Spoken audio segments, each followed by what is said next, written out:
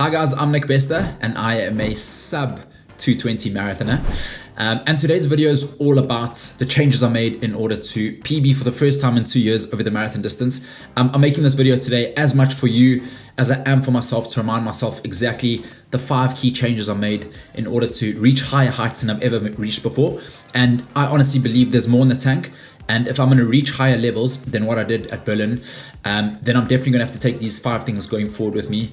And yeah, I just can't wait. So let's just rewind a little bit to before Berlin Marathon. My race before Berlin Marathon was Manchester Marathon earlier this year. And I ran that in 2:22:40, okay? And that was the first time in a marathon that in my last sort of 5 attempts where I was never actually on track for a sub 220. Yes, I had moved houses a couple of weeks before race day, which was part of my deal. But at the same time, I walked away from that race thinking, you know, I'm a long way off sub 220. It was never really within touching distance. And I knew something had to significantly change the next block. Like if I did the same thing time and time again, then the results would be similar. So I needed to significantly change things. And we did that and we got there. So the 5 things that I changed, the first of which was nutrition. Okay, so I'm sure you've heard the saying, you are what you eat. And you know, whatever we put in our bodies definitely makes quite a big difference. But a thing that I changed here, which was a massive thing that I did this time around that I haven't done in the past, was I started eating dinner with my kids. So my kids eat dinner at 5:30 in the evening. I've got a 3-year-old and 1-year-old. And I started eating dinner with them mainly so I could, you know, catch up on work bits once they got to sleep. But by doing this, I realized that I was eating dinner at 5:30. And then in the morning when I wasn't doing a session, so only sort of 2 of the days was I doing bigger sessions. So all other mornings I would wake up and run. And then the next time I would eat would be breakfast at around 10:30. So basically I was fitting in all 3 meals between 10:30 and 5:30 in that 7-hour period. I was still consuming 3 meals a day, and I'm always under the sort of training principle that you need to fuel hard, train hard to run hard, and we need to give our bodies the sufficient amount of fuel in order to be strong and remain injury free. But I found that just by sort of consuming my meals within that 7-hour window, naturally I was fasting in the morning without almost even realizing it. I would come back from the runs, you know, I'd feel strong in the run, so I wasn't sort of depleting myself too much. But by doing that, it just helped me get a whole lot leaner than what I've been in the past. I was eating the same amounts of calories, just in a smaller time frame. And you know, that's something I'm definitely going to take going forward with me. Obviously, if you do your sessions in the evening, that's not always going to be possible. But it is a big change that I made for this one that I'll take going forward with me. The other thing was that, you know, I just was a bit cleaner on my diet. And, you know, I reduced the amount of cheat meals that I would usually have. So, you know, a lot of us runners have sort of addictive personalities, sweet tooth. And when it comes to training, you know, I can be super disciplined. But when it comes to nutrition, not that much. Because, you know, a sort of old school mindset is that you can just consume and eat everything because you're burning a lot of calories. But that's not always the case, because you're not getting the optimal performance out of your body if you do that. So, you know, I try to, it was hard, but I said no to, you know, a lot of like sweet stuff, processed food, you know, fried food, stuff like that. And one thing I always did was give myself sort of a cheat meal on the weekend, because I was like, you work hard, you need to reward yourself. You know, we're not professional athletes, you need to live life a little bit. But by keeping things cleaner, knowing that I would have like, you know, a nice solid cheat meal on the weekend, it was almost easy in a way. The other thing I stopped doing was, in my previous builds, I always like binged a lot on like yogurt, oats, peanut butter and honey, which is not bad food. But at the same time, you know, I didn't actually need that. Like it became part of my routine, so I wouldn't even be hungry. But just because I was used to that, I would sort of like, you know, have 4 or 5 smaller portion bowls of that, but it all added up and made a difference. So I would eat more normal, like natural food, and not feel the need to sort of binge and make up for that stuff. So the nutrition side was probably one of the biggest contributors. And you know, another big thing on that is I pretty much had no alcohol. I had 1 beer in 10 weeks, and alcohol 100% adversely affects your performance. So yeah, we've made up for a couple of lost beers after the race for sure. But just know that if you're sacrificing those bits and pieces, it will make a difference at the end of the day. On to the second thing that I changed, and this is heels pay the bills. So it's the first build I've done in Winchester I lived in London for 7.5 years. I've lived in Winchester now for 5 months, and it's countryside. It's a lot more undulating, and my workout loop that I did, it's pretty much a lot harder than what Berlin Marathon was. Previously I'd done a lot of my builds in Battersea Park, and I did return there for a couple of sessions because I needed to get that leg speed up. But generally, I realized I had to work a hell of a lot harder for my marathon pace than I have in the past. So in the first couple of weeks, I wasn't even hitting marathon pace. And if that happens to you, it's fine. It's incredible what your body can build up to with a bit of consistency. But yeah, I found that I was working a lot harder to hit marathon pace, and often I would be just off marathon pace, but come out with a much better training effect than had I done a session, in a pancake flat Battersea Park and hitting, race pace and even faster. So that was a big contributing factor. The other thing was, on a Thursday, I did my tempo on quite a hilly loop. So pretty much LT1, which is your lactate threshold 1. For me, that's around 3:30 per kilometer. My marathon pace is around 3:18 per kilometer. So call it like controlled efforts. Just think of it like that. But I decided to do this tempo on a very sort of undulating and hilly route. So within this half an hour, the elevation gain was probably around 200 meters or so, which is 3 times the elevation you get on Berlin. And if you look at the world's best, the East Africans of the world and stuff, they're always training on heels, even when you racing on flatter races like Berlin, let's say. So I promise you, get those heels in. They're so good for you. It's not always the easy choice, but they make a significant difference. Then the third thing, and I think this is maybe, almost more specific to me than a lot of people watching this video. But I've been running for 11 years now. And this third thing's got to do with strength work and me prioritizing plyometric strength work instead of weighted strength work. So in my first sort of 9 years of my 11-year journey, I did a lot of like weighted work, loading work, and that stuff's really important to remain injury free. When you first get into running, and you start improving, it's incredible, but that comes with a lot of niggles and issues because running is demanding on the body. There's a lot of impact, and you need to be able to strengthen your legs and your body to be able to handle the load, and just handle those niggles that come along with the sport. So in my early years, I would definitely do at least one like sort of progression loaded weighting work once a week. But what I realized when I did a full body DEXA scan of myself is that my weight was around 74 kilograms and my muscle mass was 64 kilograms. And if I look at those people I compete against on the higher end scale, like, they weigh sometimes like 10 kilograms less than 64 kilograms. So my muscle mass was almost a whole lot more than what they were weighing. So you know what, I made sort of an active decision there, to, instead of doing too much weighted work, like let's try and lean the body out a little bit, lean the muscles out a little bit, and do more like activation plyometric work. So that box that you see in the corner, the box jumps, I did that pretty much at least like 4 days a week. I would say 3 sets of 8 box jumps, really explosive stuff, activating the muscle. I would do 1 leg step ups where you step up, drive the leg through, step up, drive the leg through. A lot of like jump squats, jump lunges, sort of, explosive calf raises, stuff like that, just really activating the muscles.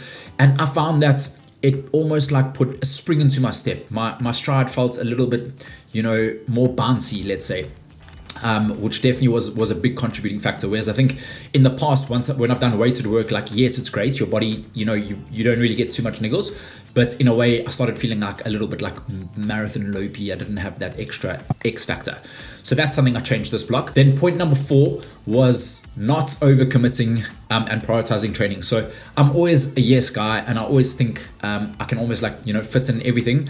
But I realized after running Manchester in 2:22:40, like that was a wake-up call. It was like, Nick, there's quite a big chance now that you're going to go through life having run 2:20:08 and never get there again. So I thought, do you know what? At 34 years old, there's still a lot of running ahead of me, but how many more chances I'm going to get, I don't know. So let's prioritize this now. So, for me, like, being a business owner for me, and at the end of the day, like, work covers the bills and puts a roof over your head and, protects your family and stuff. But I thought, work is always going to be there. And let's just try and give a little bit more time to training. So priorities is always like, family and friends, business, and then training. And I found that, in previous builds, I was really, really focused on growing the business and not giving enough love to training. So I wasn't finding any time to do that 10 to 15 minutes daily routine. And, I eventually, as the business grew, my marathon times were going backwards, and it's hard. It's so hard to juggle everything. That's why, almost running a sub 220 with 2 kids meant double as much to me when I did with 1 kid. I'm sure parents out there can relate. But I just decided actually, like, instead of saying yes to everything, don't say yes to everything and just prioritize your training a little bit more than you have in the past. So, being outside of London, it was a little bit easy. I think in London, there's a lot of events on the go, in the creator and influencing world. It's a lot of it's like exciting stuff. Come to this event. And I'm always like, yes. But I actually realized you don't actually need all those things. And I've got limited time hunting these sub 220s. So that was a big difference. And I found that, coming back from my run, giving myself a little bit of time to do strength, fitting in that 10 to 15 minute daily routine, all those little bits and pieces around running and around your training really makes such a significant difference at the end of the day. And a principle that I try to follow for this one as well was I listen to a lot of or watch a lot of Stephen Bartlett's podcasts. I find them very interesting. And he basically has a principle that he doesn't have any meetings before 11 a.m. in the morning. And once again, I know that's not possible for everyone. I've been in the corporate world for 10 years. But prioritizing training in the morning, getting in the strength work and all those little bits, and then getting on the front foot for the day was a massive thing. So I prioritized to not have any meetings before 11. And I found that by doing that, I just sort of, get on the front foot for the day, and it made me so much more productive and just plan my training a whole lot better. One of the other big things about prioritizing training, and this is the most important form of recovery, you've probably heard it time and time again, is getting good sleep in. So because, in peak weeks I was doing 175k weeks, averaging 152k's a week or so, you need to sleep. That's when your body truly recovers. And I really, in the past, I'd get into bed, scroll through my phone, it's almost your time to switch off in a way.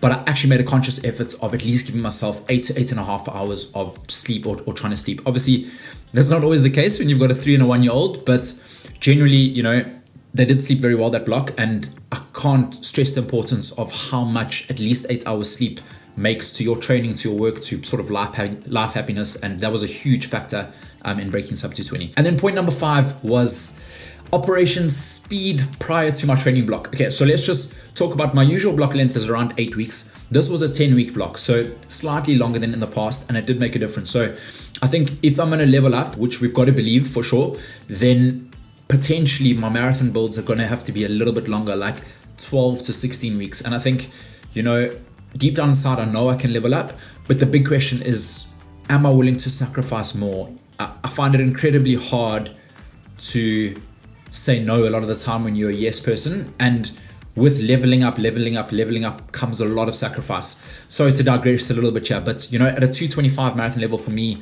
I can basically do a lot of things, have an amazing social life and run well.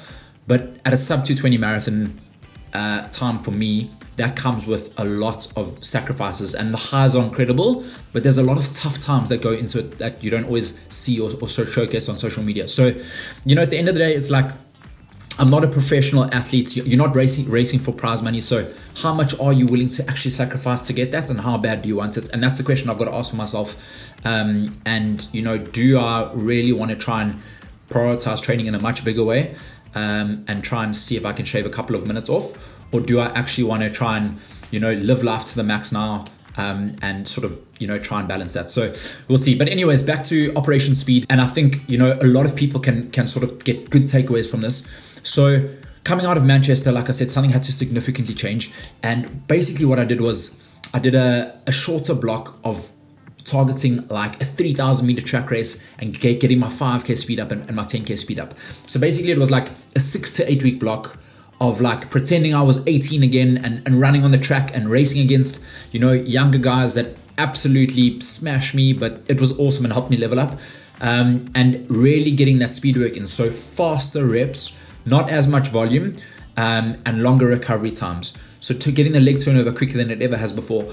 And what that helped me is I didn't quite PB in the 5k distance. I got close. It was summer and I thrive in winter, but at the same time, it really ramped my speed work up to significantly more than what it was before my Manchester build, let's say. And then it's always important to sort of like give yourself a recovery week, break your body down a bit. I went on an all-inclusive holiday to Portugal, so maybe took it a little bit to the other extreme. But it's almost more so mentally so that you can dial in that marathon training when it comes. So I did that prior to the 10-week block. And I think I entered that 10-week block with a lot more leg speed than I had in the past. And because I sort of had that leg speed in the 5k distance, I could almost like build on that and convert that into, 10k half marathon. So it's a really good idea to, take something on like Operation Speed, target the shorter distance races, a recovery week, and then start your marathon build, because you got the leg speed and sort of the body's firing on all cylinders. So yeah, those are the 5 key changes I made. I'm definitely going to take these going forward with me, and that's what's going to help me level up. And I hope you've learned a lot from this video.